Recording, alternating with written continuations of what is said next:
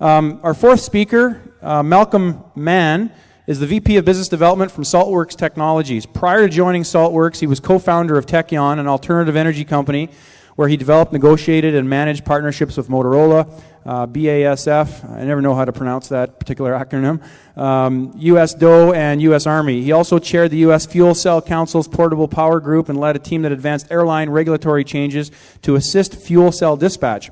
Malcolm has a Master's of Science in Environmental Engineering from the University of Southern California and an MBA from the University of British Columbia. Welcome to Malcolm. Thank you. Thanks, Dean. Use the green button. Okay, no, I don't have any slides. Perfect. Okay, great. So today what I'll do is give you an overview of the history of financing our company and also give you some tips that really worked for us, especially for early stage companies. So our company really started off with a bang with a non-dilutive financing, and we got that by basically winning the New Ventures BC contest in 2008. So we got a non-dilutive cash financing that way. We supplemented that cash with founders and directors investing in the company, and in my opinion, I believe that all founders and directors should invest their own money into any new startup. So to date, all executives, founders, and directors have invested their money into the company, and what that does is it really gives future potential investors confidence that the team is committed and also you've got skin in the game. So with that money, we basically took that, rented some space, hired staff, and started procuring materials and supplies, and that allowed us to build our first commercial size desalination unit. And it was really important to hit that milestone because what that did was that it brought us a high net worth individual and also an engineering company as an investor. So we supplemented that with IREP financing, SDTC, BC ICE, and we used those funds to start building a pilot plant. So building the pilot plant, and we also got some angel financing through that.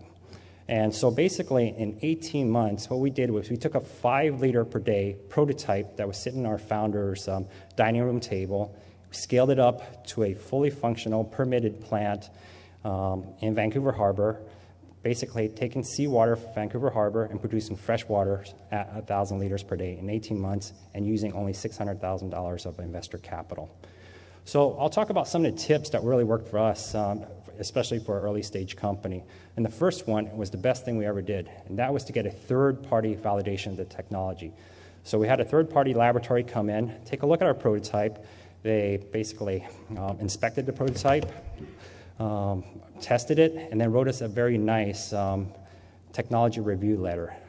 And that letter basically said technology works, built out of low-cost materials, and they didn't see any foreseeable problems of scaling it up. So that was a very good third-party validation that helped us gain investor confidence.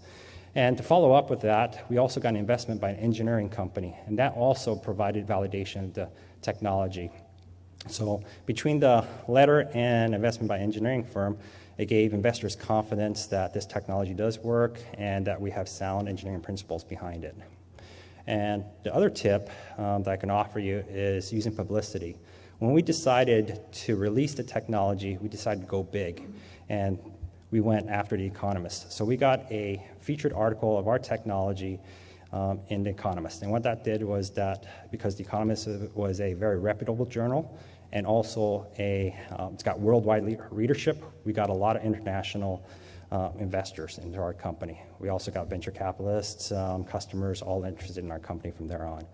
So in closing, I guess our company is very much all about energy efficiency, capital efficiency, and so we basically are asking ourselves each day the question of need to have versus nice to have, reusing and recycling our materials and supplies. $5 here, $10 there adds up. Used is great. Majority of our equipment, furniture, all used. We leverage government grants, again, like in tax credit, SHRED, BCI, SDTC, IRAP. Get third-party validation, value-added investors, and lastly, using publicity to your advantage. Thank you. Thanks, Malcolm. Thanks, Malcolm. He used a few acronyms there that I'll just share with everybody just so we're all on the same page. SDTC stands for Sustainable Technology Development Canada. It's a federal program that provides funding for clean tech products, clean tech technologies. The point being that depending on what technology you're in the business of building, what company you're in the business of building, you need to go and absolutely scour the internet to take a look at all the provincial and federal programs that you might have access to. He also mentioned a provincial program right here in BC called ICE. That stands for Innovative Clean Energy Fund. It's a fund that our provincial government has put together specifically to invest in companies that are building clean technologies that are in alignment with provincial government priorities. So those are just two examples, but the point again is that there is money out there. You need to do your homework, get online, and scour the internet at the federal and provincial level to find technology, to find the dollars that might be used to help you build your company.